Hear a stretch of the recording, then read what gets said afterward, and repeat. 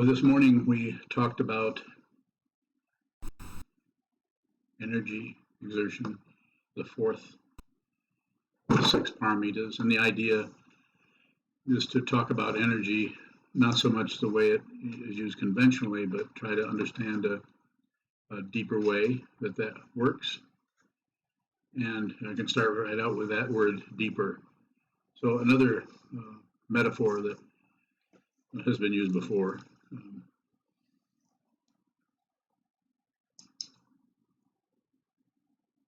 So you can't make the surface of the water go deeper. It's the surface. So that's the relative truth. And the depth could be representative, a metaphor for the absolute, or the true nature of reality is everything under the surface. The surface is just what we're doing here, and everything else is under that. Just a metaphor, is the way of talking about it. But it's the idea is that just like you can't take the center of the circle to the fringe and have it still be the center. If you take it to the center, then the circle disappears.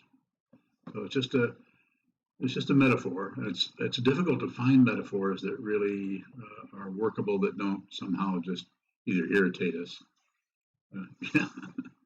or just not really help. So you might even think about that and maybe come up with a metaphor that would work for you. The ultimate nature is the relative truth. Comes up in the Tibetan, dundum, comes up as relative truth, dundum. Not that you need to know those, but somehow knowing that these have been named centuries ago. Sambriti Satya is an Indian philosophical before the time of the Buddha. Sambriti Satya. I've got my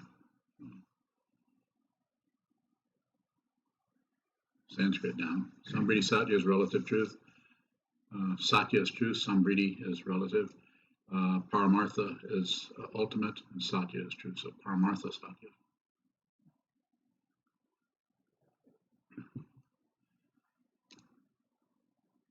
The relative truth we can see up and down, back and forth, right, wrong, yes. Is the energy that the brain uses to make your body do something physical, and the energy the mind uses for say emotions and things like that, are those the same energies or different? They're different energies because one is more subtle, one is more gross. So it's just like we're the gross level of this sound. Now remember that sound. Can you remember it? Mm-hmm. Yeah, it's a subtle level. The same thing. Same thing, only subtle. So you can actually remember that, and if you practice it, you'll never forget it, and it'll always be there. Whereas this can't be. I have to actually do this again. Whereas that's in a dimension that is closer. It's a relative way. It's a relative direction of how the absolute works. That's why sitting down and holding still and looking at the wall over a long period of time, eventually that breaks through. If you're pushing slightly, it won't. If you're pulling slightly, pushing, aggression, pulling away from anything that's arising, if you're pushing on it, you're going to push on it for a long time. If you're pulling on it, you're going to, so aggression, passion, and if you're shutting down on whatever's happening, that's also a way of relating to it that tends to perpetuate whatever is happening. But if you're doing none of those, then that whole situation starts to collapse because it feeds off of being pushed or pulled or ignored, passion, aggression, and ignorance. And so that's the idea of sitting down with sitting meditation, sitting down and watching. Some people teach it differently. Some people teach trying to train the mind to stay still. One of the ways is to sit, hold very still, and close the eyes and scan the body, and keep looking up and down. Theravadins take that approach of vipassana. And then there's the Shine Laktam, yes. Yeah, we do a little bit of that, though, don't we? You could. I mean, with keeping the senses you could. open. But there's no Yeah, but there's no. The difference is there's no fixating on it. One person might be doing that a little bit, another person might be just hanging out, watching, watching the leaves fall. And then someone might go back to following the breath for what's moving, so you can follow the breath. It's the tightening down on things that I don't teach that. I'm trying to maintain a meditator who break it up into shamatha vipassana or shini and laktam or resting in tranquility and panoramic awareness. So the way I teach this is both at the same time. So that way your mind may just spontaneously go into the shamatha part, the looking at particles, thoughts, and things, and maybe watching the breath come and go and come and go and come and go, and then it may go back into no reference point at all, which approximates vipassana or panoramic awareness. But then it's your particular karma or your causes and conditions of whatever you're dealing with is determining which one of those you could call them disciplines that you're going to be working with. So, question? Anyone else?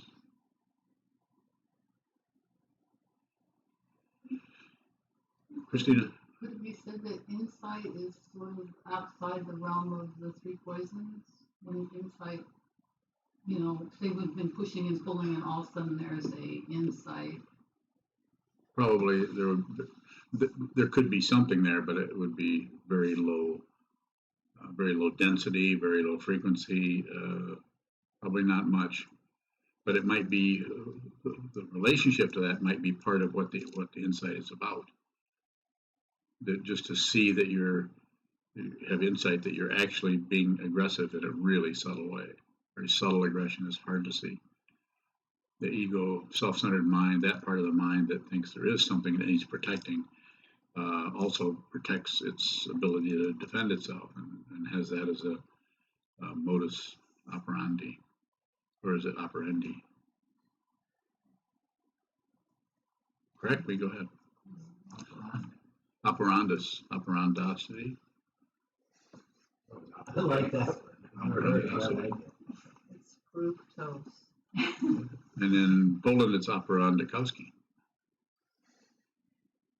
It's fructose. It's not fructose.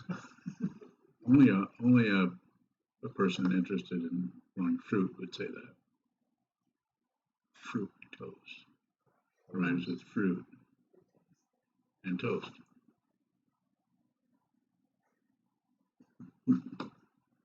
Okay, let's get serious. Yes. Okay, so there's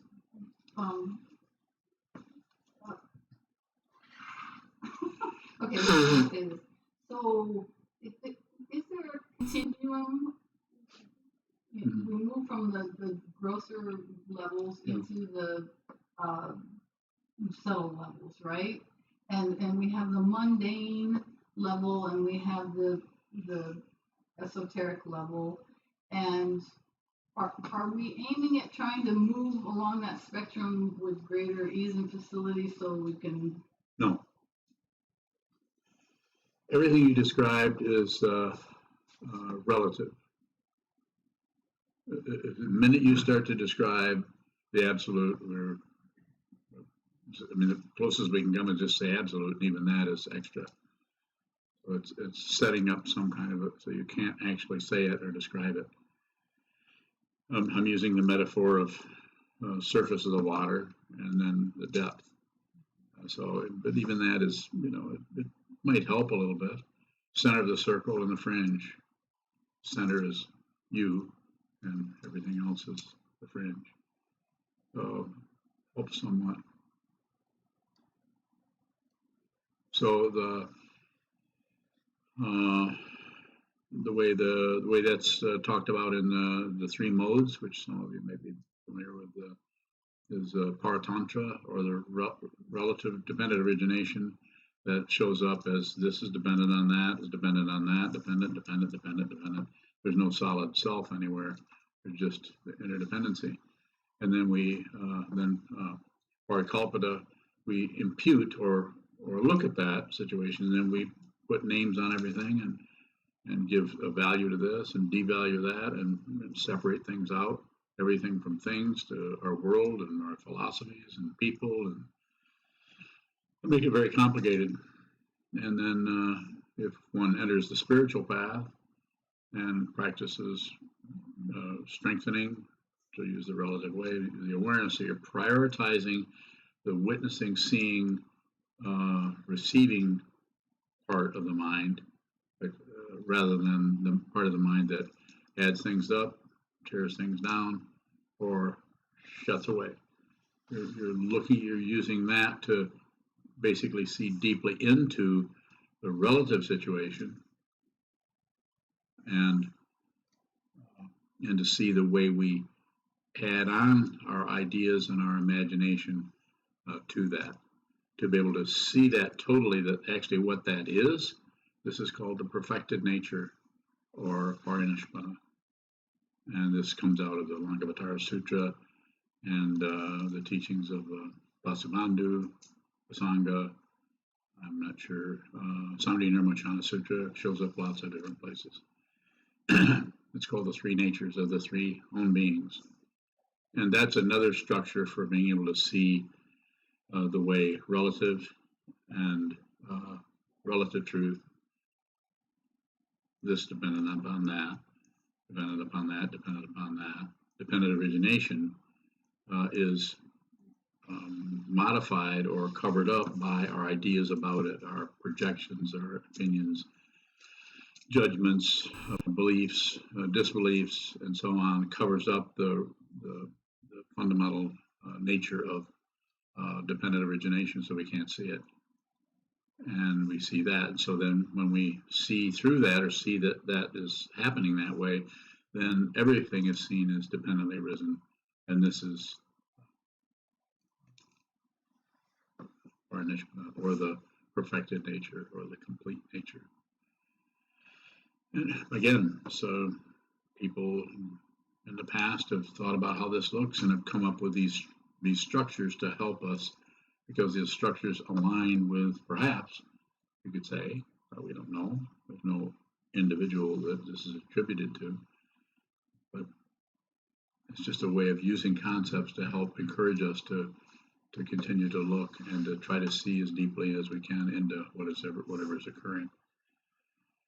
Just like with the teaching of the fourfold negation of Nagarjuna, it's quite a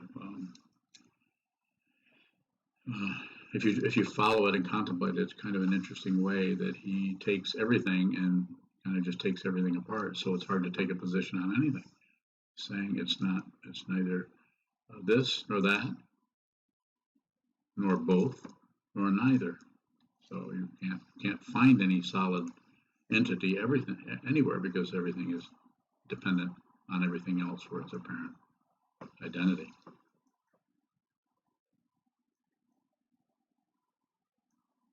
Question about the history with Nagarjuna's fourfold negation that you just said. I heard that's the second turning teachings. Is that true? Why would they need to come with the third turning teachings in Buddha response nature. to that? Yeah. Because of Buddha nature. Emptiness comes back after it's been completely destroyed by Nagarjuna or by the emptiness teachings. Then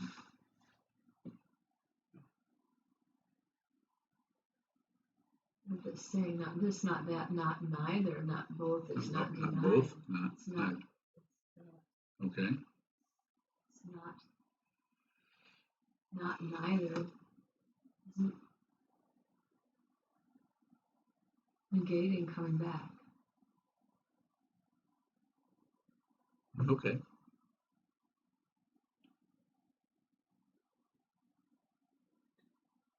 That's correct. So what's missing? Hmm? Hmm? Hmm? Hmm? Excuse me? Excuse me, pardon me. Excuse me, pardon me. So what's missing? What's what's missing from not this, not that, not neither, not both? Yeah.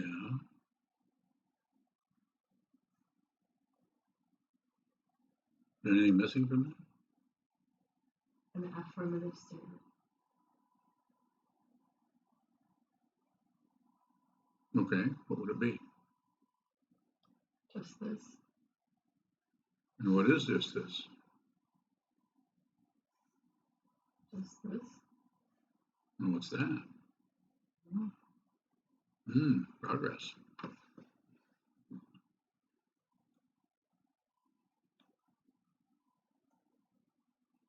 Keep going.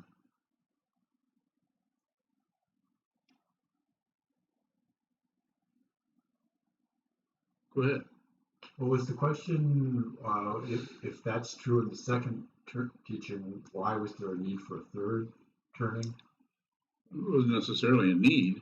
Or why the third turning if that fourfold negation covered everything? I'm trying to understand what reflection is. That's what he said. Yeah, apparently it didn't. Cover everything. Not sure what the question is. Well, it basically just takes everything down, but it doesn't account for this. Being Buddha nature. Not separate from the Buddha. No, we're not talking about a guy who lived 2,500 years ago. We're talking about awakened nature. Awakened nature. How, if you reflect on it, which I know we all have, how would you talk about it? How would you? And there are whole lineages that don't talk about Buddha nature, that talk about Nagarjuna and the Mula Madhyamika Karika, the root text on the nature of emptiness, which is what he wrote about. Anybody studied that text? We haven't studied that, I don't think, yet. Or have we? What is it? The root Mula Madhyamika Karika. Okay, well, we probably will. So, yes. That's the Hinayana. That's the provisional teachings, the Buddha, life of suffering, the cause, the desire, the goal, and the path, the 12 links in the chain of existence, the 6 realms, the 3 realms, and all the other wrinkles that they put into it that help us navigate all of that. And there's a lot of them. There's a lot. And then the second turning is the fourfold negation. Yeah, that's the emptiness teachings, and then the third turning is the teachings on Buddha nature, and then there's some people who are saying there's some kind of a fourth turning that is some kind of special pointing out, and I can't think what that guy's name is that claims to. Wow. Yeah. You know who it is?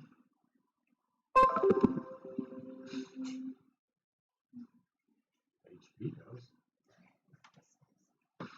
What? I said, maybe HP does. Yeah, maybe he knows. What did I say? You want me to look up what's Oh no, let's not go off. I just thought maybe she knew who it was. Is it the guy that does the hierarchy of spiritual development? It's very Ken Wilber.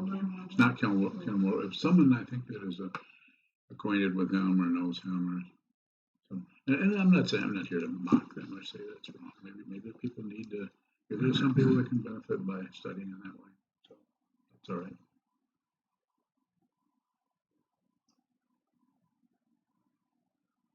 Further questions?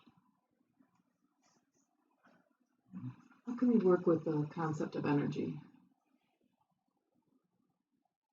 So you asked a little bit about that earlier. Mm-hmm. So maybe go into the area which you're talking about. Virya is energy.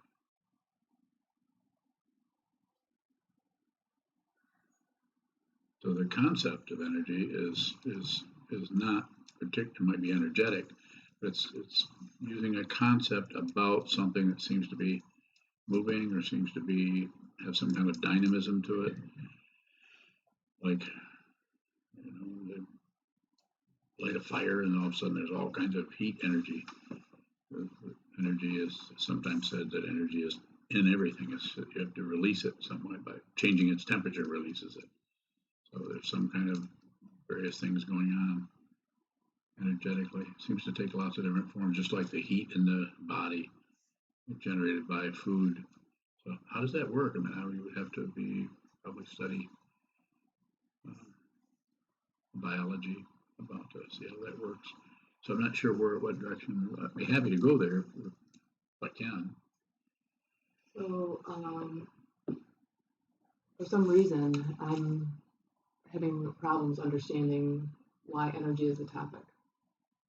And so I'm trying to find out. Okay, so the conventional, Virya, the conventional idea is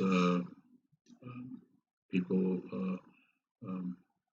there's the paramitas are generosity, and then discipline, sometimes it's called morality, and then shila, and then kshanti, which is patience or holding your seat and allowing things to manifest rather than rushing into things. So giving. It's not exactly waiting. It's not the conventional waiting for things. It's just being where you're at. And it might not have a tick-tock sound in the background. You're just there. And then you might even be mildly surprised when things start to go a different way. And then energy is about being completely present. It's not about generating some kind of extra thing so we can accomplish something else. One of the simplest ways to understand it from the perspective of awareness practice is when you have a daily practice. So when you have, there's an energy where you leave the bathroom or whatever in your bed and you come out and you find your cushion, you sit down, there's some kind of physical energy. And then when you sit down, then there's another kind of energy that arises that is about just staying there and just watching, just seeing. There's an energetic situation happening there that isn't exactly like pulling nails and twisting a screwdriver, or starting your lawnmower. It has a presence to it that is very energetic. There's an alertness about what is happening, and there is an ability to watch something happen so closely that over time the temptation to follow it is very strong. There's energy there pulling at you, and you acknowledge the energy, but you don't necessarily go with it. And by not acknowledging the energy, you notice that what was pulling you actually has gone, but the energy is still there. Energy is yours. Energy is, you don't have to create some other kind of thing to be meditative. As soon as this is what Dogen has been saying in the 13th century, as soon as you sit down, you're the Buddha. As soon as you sit down, you watch things come and go, and you watch things come and go, but it doesn't break up into pieces and rip you off. It's your energy. It's your energy that sees it, and it is your energy that observes it leaving. It could be thought patterns. It could be worries about something at work, that by totally giving it your attention, complete generosity, completely giving it your attention, it just does whatever it needs to do. It dies out, and the energy is still there. Still a tremendous amount of energy to sit there. Sometimes I talk about this a little bit easier for people to see it if they've been sitting for a long time. I usually do it face to face. Have you noticed how after you sit for a long period, like all day or for several days, how kind of luxurious it is to sit and do absolutely nothing, have nothing to do. You're just there. You're not exactly bored anymore. It's what Trungpa Rinpoche called cool boredom. You're just there. You're hanging out, and you really don't care much about anything. From the point of view of, you don't care if the bell rings. But then, of course, the next day you can be right back to, when the hell are you going to hit that damn bell? Jesus, key, whatever it is. That other part that my mother used to say. Yeah. Yes. A question? Yeah. Yeah. So is it sticking with hearing the Dharma and staying with Sangha that keeps kind of the inspiration energy that gets us to the cushion in the first place from becoming just another habit energy? I think it does, because it's if you keep relating to everyone, you see that everyone has a different way of looking at this. I mean, it's so much different that sometimes you even wonder if somebody's even practicing Buddhism. I can tell you they are. It just may not show up the way you're practicing it. I don't think of someone who practices for pretty strong for 3 or 4 months and then stops practicing for 3 or 4 months and doesn't do it at all, and then I hear from them again. And I don't think of that person who has even the people who have, and there haven't been many, but the people come and say, I don't like you anymore, I'm leaving. So they don't say that, but they're more polite. But they actually go another direction. I don't think of them as someone who has failed and I know the Dharma. They just didn't understand. So I think that this is their path, it's their karma. I don't know what they should do. So all I know is if they come to me and ask and want my help, I'll do my best. Just do the best I can. And so but I can't have ideal students. Well, I have one ideal student. She's sitting right there. You asleep? No, I'm looking to know. Are you writing down? I'm an ideal student. I am. Oh, good. Got it. But everyone is at a different level. Everyone comes and brings whatever energy they have, and then if that energy goes another way for a while, then that's just what it does. There's no right or wrong way to do any of this. I just know that in our society, it's really hard to stay with it without Sangha. It's really hard to stay with it without listening to a teacher. Really hard to learn this out of a book. If you just read books, even if they're by Dalai Lama, or Robert Thurman, or other famous book writers, difficult to do. Seems to be important to have a teacher and have teaching that's different levels of that, and then have a sangha or a community of people who are coming together from their disparate backgrounds and endeavoring to connect with this. This is there's no belief system. So the glue here, as we were talking about earlier, the glue here is you're the one who I'm going to do this. And so in order to do this, you have to begin to understand energy. And one of the ways I was talking about it, and it could be talked about different ways, is you're sitting, and if you haven't, you may be able to relate to this or not, but you watch things come and go. You watch anything that comes has its own energy with it. And then you'll notice that if you don't fight with it, if you don't push it, you don't pull on it, and you don't shut down on it, that when the content of that situation, which could be an argument with your mate or something like that, when that falls away, that the energy does not follow it. The energy is just energy. It has no allegiance to anything. A forest fire will burn everything down. It's just, I don't know how good that metaphor is, but it's energy is just energetic. If you're a tree, yeah, good luck. Different ways of working with that. In the Tibetan tradition, they talk about transmuting. It's been such a difficult situation that they talk about transmuting negative energy. Even if you look at the Tibetan, the various meditation deities, there's a Dorje Pernakchen. Dorje Pernakchen is a black-gowned one. He's got 4 arms. Well, one of them does 4 arms and big fangs and has a line in the center of his head, and he's black and he's mean-looking. And he is a wrathful deity. Doesn't mean that there's an actual person like that. He's a representative of really, really intense negative energy that has been transmuted into wisdom. It's still negative energy, but it's been transmuted. So what does transmutation mean? Well, you could probably look it up. It's a transmuted, transformed, transsexual. I mean, it's there's all kinds of uses of that, from going from one kind of form to another kind of form. There's wrathful, there's peaceful deities, there's wrathful deities, there's semi-wrathful deities, and all those are tied into meditation practices, whereby the idea is to transmute negative energy into wisdom. So it's what that's acknowledging, if you haven't gotten there already, is that energy is energy. And,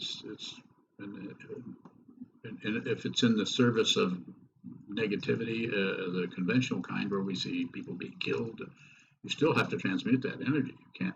If you try to take the energy away from that, you've got a war in your hands. So you can't really, as I say, have been saying for probably years, is don't go to war with war. The other thing I say is lose the war. You can't. There really is no war. The war is in your mind. Lose the war. This doesn't mean that somebody won't maybe kill you. Sure, that's a risk, but the kind we're talking about in terms of our own internal issues, issues and so on, it's not that full blown yet. You almost have to go to, Syria to see where it's really full blown. And then it's like it's so far along, it's really too late in that sense. I mean, I'm not saying it's not too late, but too late for us and our little measly little ability to work with things. So what can you do? Train your mind so that when you go out into the world, that the compassion just radiates out of you without a credential. Yes, sir. I'm not real sure how to pose this question, but good. When I sit, like today, sitting, a whole nother kind of energy came up as I was sitting. And it was an energy that I don't know, kind of wanted to get up and leave it. Leave here. Leave here. Mm-hmm. Yeah, leave the room. You didn't leave. I didn't leave. So what happened? But I didn't really transmute it either. There wasn't. I kind of endured it. Yeah. I mean, I watched it as best I could, and just. But are there? I guess I'm wondering, does that come up often? Are there techniques for transmuting that? You did transmute it. I mean, you didn't do it with a particular technique, yeah. Which you could have, and there's ways to do that. But you did it by just. I mean, if you really believed that, you'd have left. So you didn't really believe it. You felt it. We're not saying it didn't feel like negativity or a bad smell or a bad feeling or uncomfortable or whatever. But you didn't. But your inspiration to train your mind was stronger. Or it would have kind of taken over, and there, people do that all the time. There are probably people that are no longer here today that left because of negative energy. But otherwise, they didn't have anything else to do. Just didn't want to be here anymore. I'm not accusing anybody of anything. I mean, and they haven't done anything wrong. They're just working with the energy as the best they can. And I endeavor as a teacher to meet them where they're at if I can. It was negative in the sense of being highly uncomfortable and no place for it to go. Yeah, well, you're used to that. Pardon me? You're used to that. Yeah. And so am I. And so everyone here has their own version of negativity and is working with it in different ways. So, yeah. More questions about that are fine. No, I wasn't sure if there was anywhere to go with the question, but that. The question is a good question. You're in a way you're transmuting that because you're not accepting it because you leave. You're not really rejecting it because it doesn't sound like it from the way you're talking about it. It was just there, hung out for a while, and it sounds like you looked at it for a while, and then it either ran out of energy or somebody hit the gong. Time to eat lunch. I mean, it works like that. It's like we just don't do anything about it. Don't believe it. This doesn't mean don't feel it, because if you don't believe it, the feeling could even get stronger because there's like some kind of energy that has been kept down by disbelief, or that it can been kept down by some kind of a reaction to it. That when you just don't believe it or disbelieve it, you don't take any position on it. It becomes, you could say, liberated. So then it can just rush through you, but it doesn't last long. The only way it's going to last long is out of fixation. I don't like that. Or out of fixation. Well, that's because of what they did, and that's because of this or that. Yes. Yeah, what it feels like is that I'm ignoring something, and that ignorance is creating an energy. That's what it feels. That's what do I call that? Awareness. And I do. Awareness. Just You're just aware of a particular way that your mind is functioning in that particular time. That may happen for the next 20 years. It may happen for 2 more weeks. It may never happen again. And the important thing to hear this old man say is, it doesn't matter. It doesn't matter. You're here. This is the truth from the point of view of what you see. Not from what I see. It's what you see. There isn't, I'll say it this way, and you can ask questions about this, but I'm going to use this gentleman here as a point of, to make a point. There isn't anyone but you. There isn't anyone else. I can say that about everyone here. There isn't anyone but you. Your consciousness is not separate from the universe, from the Buddha. It's Buddha nature. When you realize this, you're grandfathered in, you're grandmothered in, and whatever other one you can think of. You just know that you're not separate. You're not separate from the trees, the birds, the dog poop, which I'm sure is, you've missed a few of those out there. Huh? Do you step in it? Well, yeah. Today? That's what I know about it. Today? I've never stepped in it. Yes, you have. I haven't. Oh, that was at one time.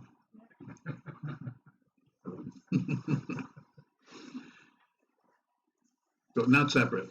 That's an astonishing thing to not only just to say, but also there isn't anyone but you. It's just, you know, to actually realize that is ordinary and profound. And again, you can't find two things. Anytime you find two things, they're both the same and different. Sandokai. They're the same, but they're different. Both fingers, but they're two different fingers. Same thing with that Buddha nature and complete delusion, not separate. Yes. And why is it that even when he talks about it, or we talk about it, he's like a watcher, and the watcher is calling it an it. You know, it feels like, so there's somebody there watching the it, and it almost is like two different energies. So is that the two we're talking about? Yeah, that's the not to. Or the not to, because the person watching it is the same experiencing it?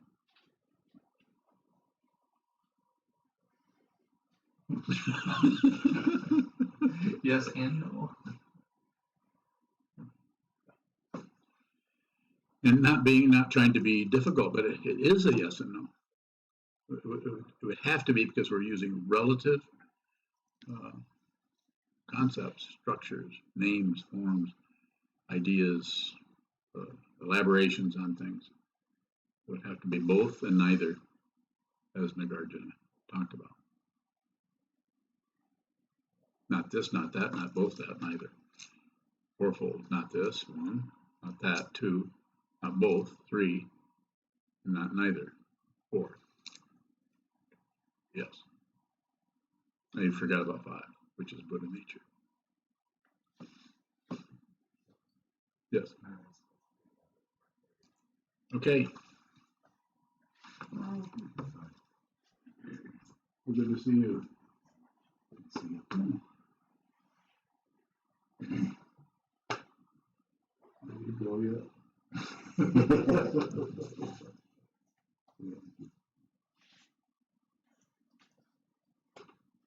Don't go out the window. I was looking to see if he was out there because I saw I had a missed call. So. Oh, okay. So is he out there? I've seen that. But... Don't take the motorcycle. Yes. Yes. You named this talk this afternoon Tsondru, Energy. not energy, Exertion. exertion. Okay. So is there, I realize there are two different languages, Virya and Tsondru, but was there anything else in those two? So Virya is Sanskrit and Tsondru is Tibetan. And I guess I just did that for fun. Oh. Because I didn't know what else to name It's just the second talk on exertion or energy or Tsondru or Virya. So the Tibetans kind of appropriated the whole thing and then started using their own language to talk about everything. There are things written in Sanskrit that they've translated into Tibetan that sometimes you can't even find the original Sanskrit. So it's a good thing they did. Same thing with Chinese. There's things in Chinese that were originally in Sanskrit. Further questions on? Yes. So, if I understand you correctly, is it true that then, if the energy already exists, there's no need to cultivate it? Is there a need to cultivate energy? I don't think so. I mean, in the context of meditation practice, awareness practice, energy it's already present. So it's a matter of sitting down, holding still, and watching what moves. And by watching what is moving, then you can see the energetic aspect of the mind, the way the mind functions, the way we function to cover up things that are difficult or painful or irritating, the way we support or fluff up things we like or help us to feel better. And aggression, push things down, ignore things rather, cut things off, ignorance. Look at it, distract yourself into something else. So we all know about passion and aggression, those kinds of energies. And the one that's more difficult to see is the ignoring part, where we're into something and it's almost like we just turn away without even realizing we're turning away. We've kind of had it up to here with something, but instead of being aggressive with it or being passionate about it or changing it or arguing with it, or we just turn away, go somewhere else. Whoop, time to go. Gotta catch a bus. You know buses. Yeah, I know, but I catch something. Catch an Uber or a Lyft. I'd rather get a taxi. So.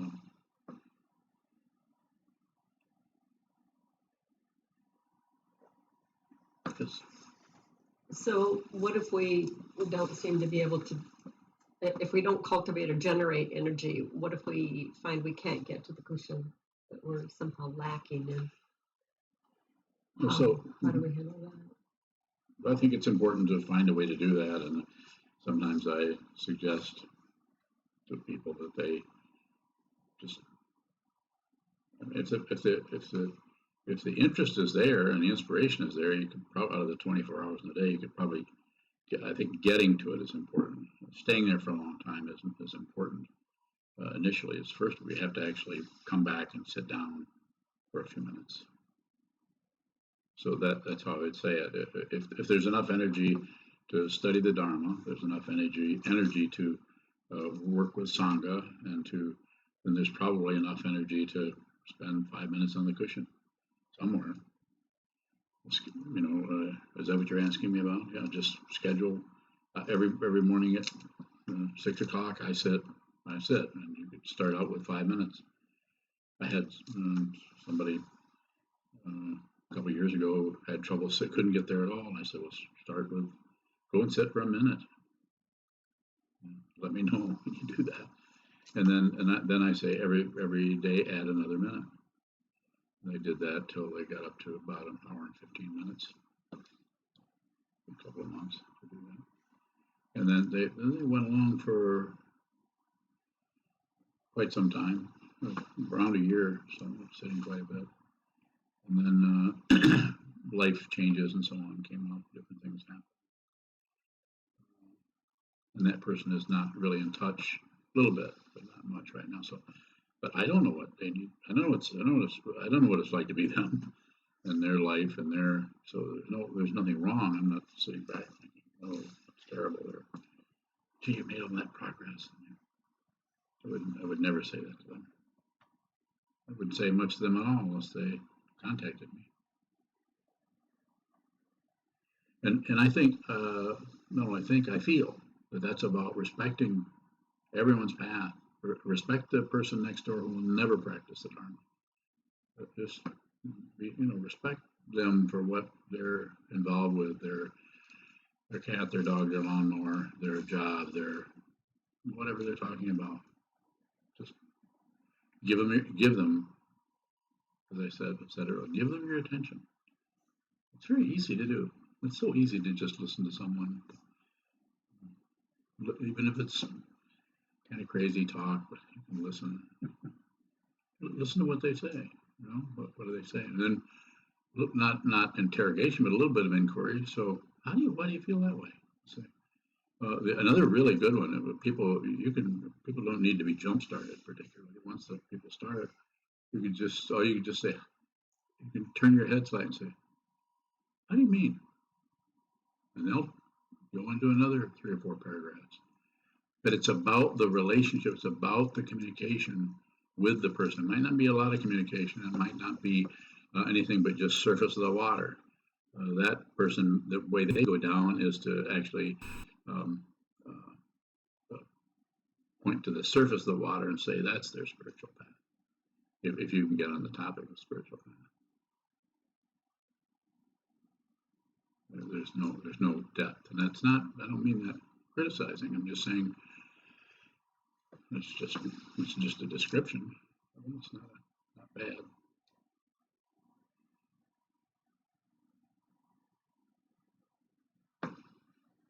Further question? So, talk about transmuting energy. In the Lanka, they talked about the paramitas in terms of the mundane, the spiritual, and the transcendent, with all of them, including virya. It reminds me of what you said about transmuting. Is there ever dissipation? Or is that running? Yeah, you mean like the energy's coming like aggression or anger, dissipated, like doing something else or not looking at it, pulling things off. So the way that's a teaching that I like is the 4 karmas. Is pacifying, enriching, magnetizing, and destroying.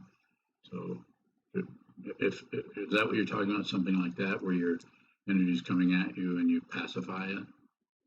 Either it feels like energy coming at you, or your own if you're sitting on a cushion. And use those to yourself to pacify. I'm not sure what your question is. In terms of transmuting, it seems like sometimes when things get really hot, you do something to cool that down, change directions. Is that dissipating, ignoring?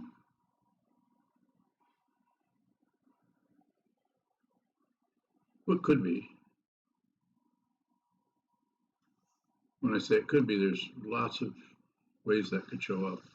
If it's dissipating and you're aware, your awareness is all pervasive around that, then there's probably not much ignoring going on. There might be a lack of focus on something. Due to the awareness spreading around. When we start to focus the awareness, you can't see everywhere at once if you're looking at that. More? So let's say if there's anything, energy of a sad emotion or a mad emotion, going for a walk or a run or physically moving around.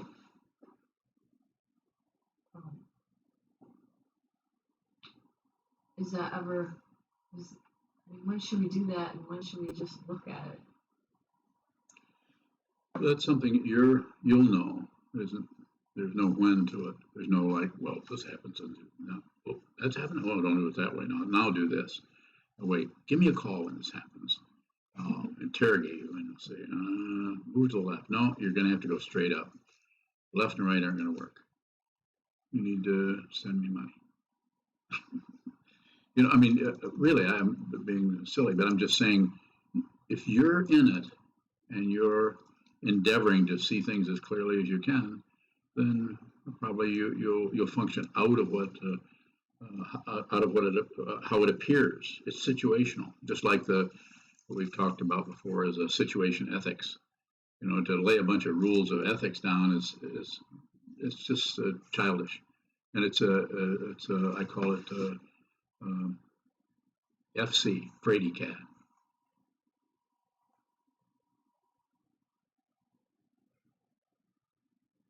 People should have some guts. You know, let's live our life in this open dimension, and use ethics should be or could be or might be, and it's possible for them to be situational. So you see how you should function in the situation out of respect for others, respect for yourself, and respecting natural boundaries. And you aren't going to see natural boundaries if you're operating out of artificial ones called ethics.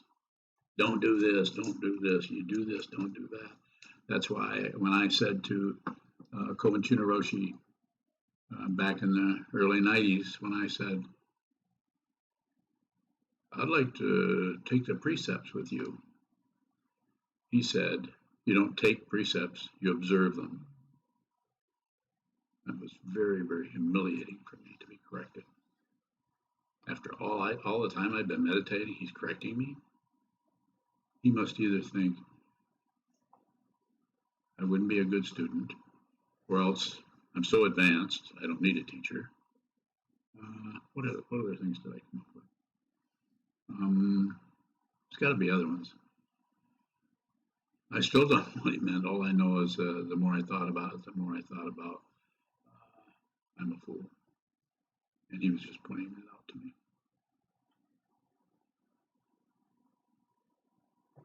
And so here I am, a fool. And you guys are listening to me. And that makes us Foolish. Fool watchers. Are you foolish if you're watching a fool? No, you're just at the circus. So, more around that, around anything.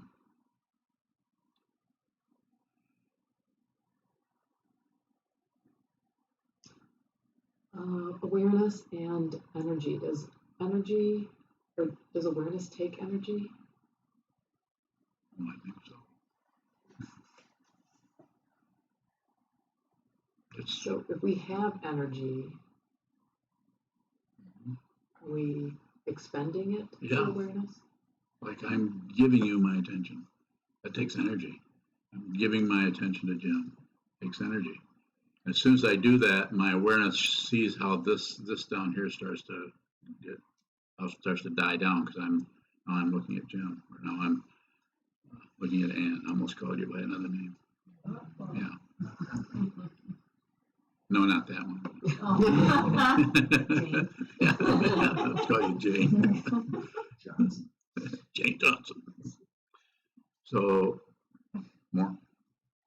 So if you're giving me energy by looking at me, am I gaining energy? Or is it just taking energy? I don't know. I'm giving you my attention. I'm giving you my attention. I'm giving Kozan my attention. I'm giving Gary. My attention. I'm giving you my attention. So there's a kind of giving, and it takes energy to be able to do that. Not only just move my neck, but to see and to. It's energetic. I mean, I'm alive. You're alive. We're here, and if I give you my attention, I'm also at the same time I'm giving you my attention. I'm also receiving everything that's coming this way, in terms of my perception of seeing. At the same time I'm seeing you, I'm also seeing anything that, if I'm clear, I'm also seeing the degree to which I'm making up stuff about you and adding that on as if that was you. It's not about stopping that. If you try to stop it, then it gets too strategic. Then we're trying to be somebody who doesn't do that, and that tends to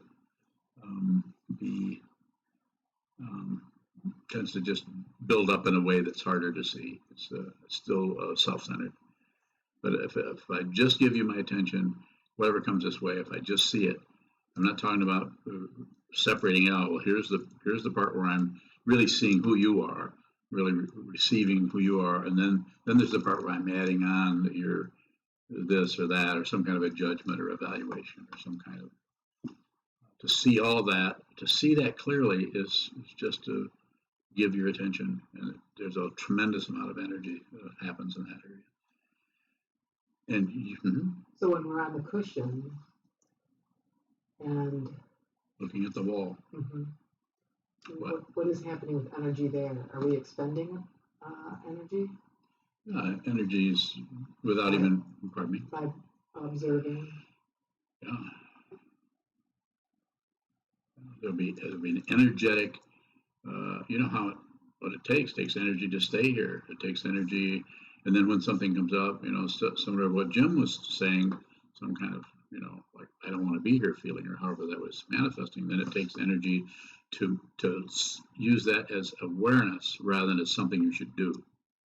It's just because you have an emotion, that doesn't necessarily mean you should do something about it. Because doing something about it can be an active ignoring or distraction. You don't want that feeling anymore, so you're going to run away. Whereas what he's doing, not particularly a compliment, because everybody's doing their own version of that, but just an observation. That's how it looks here. I don't know for sure, but it looks like you're there. Negativity arises. The energy of negativity arises, and it roils around a little bit. And you could say, which is, if you have questions, please ask, and I'll hear what I'm saying at the same time, because I'm interested in this quite a bit. You could say that by just being there, that you're transmuting that energy into the energy to be able to stay there and sit. The very energy of the negativity, because you're looking at it, you're not buying it, you're not selling it, you're not following its orders. You're not necessarily trying to get rid of it. You're just, near as I can tell by the way you describe it, you're just observing it. You're giving it your attention. So therefore, energy doesn't belong to anybody. So the very energy that you're witnessing of negativity is actually being transmuted into energy to be able to hold your seat, sit there and look at the wall. Yes. More about that in the but it's not on the cushion. It's in the mundane. So I was listening about ethics, and the concept was moral distress, described as when there's some action you want to take, and you are constrained by circumstance from taking that. By circumstance. Okay. By circumstance, and you are constrained. You cannot. Like the law. Yes. Okay. You cannot do what is Yes. right. Okay. So I was. I'm getting excited now. I had that experience. I'm getting excited. Recalling it, and good. Me too. So I was in that experience in a meeting, and I was enraged. Which is not typical for me, and I expressed that in a way that's not typical for me. Can you share what you said, or a little bit? Oh, I think I threw a business card and said, "Well, this is the person you need to talk to," and it was a situation. No. It was just very distressing. I wanted to take care of this kid. I did. Mm-hmm. So this was after the fact. My hands were being slapped. So, and that's damaging to. I mean, I really do believe that is damaging to the body to be enraged and have that roiling around. And so, the thought of what to do with that, transmuting that on the fly in the situation. What would that look like? How would that be accomplished? So once this is happening, it has to do with a child, and somebody is treating this using some kind of an arbitrary rule to, instead of working with this as it is and fundamentally helping the child, what I'm gathering for you, they're using a law or rule or whatever it may be. And if I could go a little further, I'm not sure about this, but you can let me know. It looks like this is just a power trip somebody's on, an adult. Is that what it is? Or is it, are they projecting that they're protecting this person? They are protecting the institution. Okay. Yeah. So, and if you are there and your intention is to help, and then you can see that this person's going to do this, and that this is not going to be helpful to this child, and then the sparks start to come up inside of you.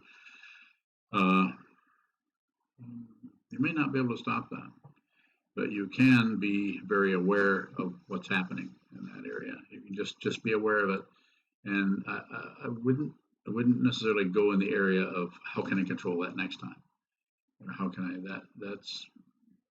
It might be better to just say, if something like that happens again, I'm just going to be as aware as I can.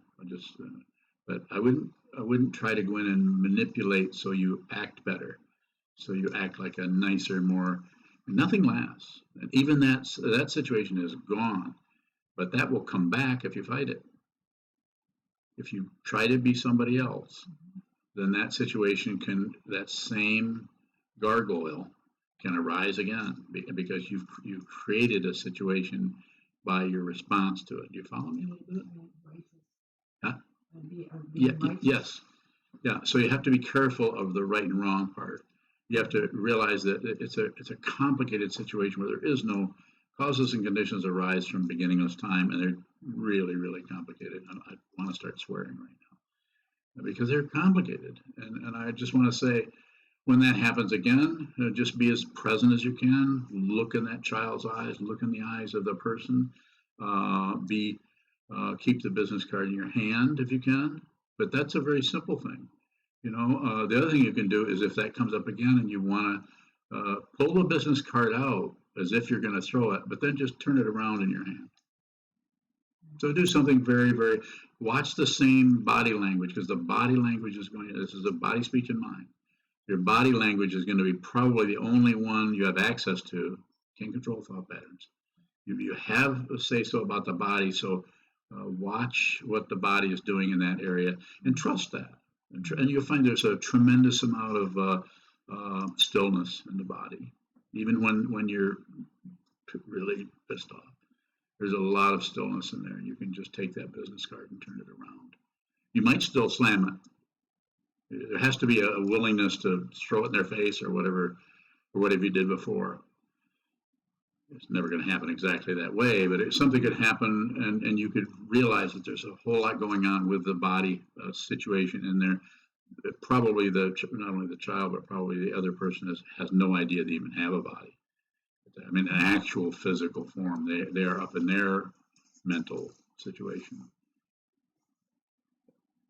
Any question about that? Or anything? And it's not really a solution so much as it's just a way of. So when I'm endeavoring to help you with is to not try to stop that. It's a dharma gate for you. Mm-hmm. So when that comes up again, then rather than look at trying to get you to feel better, mm-hmm. use it as a dharma gate. Use it as a way to understand your own neurosis, your own anger, your own situation, so that when I say so that, I'm saying you're going to receive Jukai. And so this is going to put you on a little bit different track than the one you've been on. And it's about others come first. Until you see there are no others, then there isn't anybody but you. So then you can't. Go ahead. So thinking about dissipating or pacifying, not particularly helpful in that situation. Don't have to worry about that. Dissipating, you're way beyond the pacification area there. You're well into. If you threw a card, you're well into destroying. Yeah, you know, get out of here. Good luck. Here, take this beer can with you.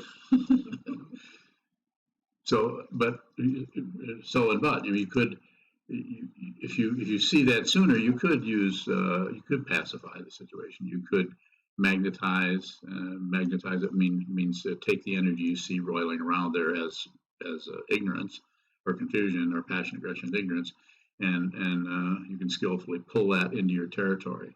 You can make them an ally of yours. If you can see what they're really doing, you can actually join them. Right. Yeah, it's too late. Yeah, it's too late. You're already way down the pike, and that person hadn't done anything but just ignore the whole thing. Probably from the time they were born, at least the time they got up that morning. Yeah.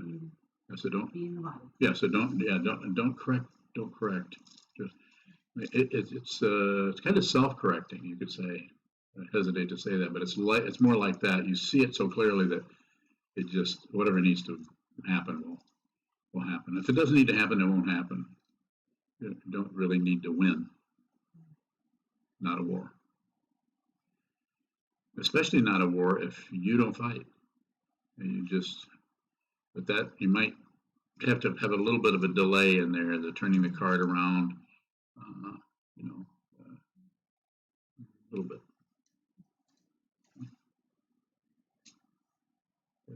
Shane has a question.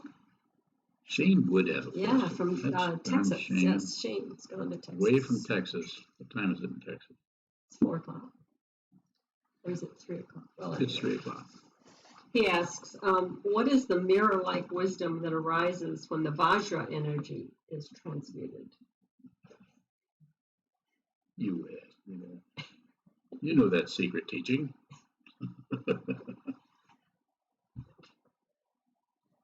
So Vajra just means adamantine or indestructible. The mirror-like wisdom is everywhere you look, you don't see anything else, and there's nothing left to transmute. So even highly negative energy is yours. Everything belongs to you. You're totally responsible for everything from now on. You might not look like that. It might not look like that's what's going on to others. There's what is it? I think it's in Atisha's 7 Points of Mind Training. One of the slogans in there is one of the relatives, Bodhicitta, is, I think it's drive all blames into one, which means you're responsible for everything. If there's anything to blame, give it to me. I mean, you may not say that. We're not talking about affecting some kind of something out there. We're talking about just this. I'll take it. And the only way you can really take that without somehow damaging yourself, if you know there isn't anyone there. There isn't anyone, and this is just a relative way of working with it until at some point you actually transcend everything. So you don't even have to do that anymore. That happens without you even doing it, because you don't see any separation anymore. So you don't even blame this. You don't blame anything. As it says in the teachings, all dharmas are without blame. So anything that shows up as something, which is a dharma, it's without any perpetrator.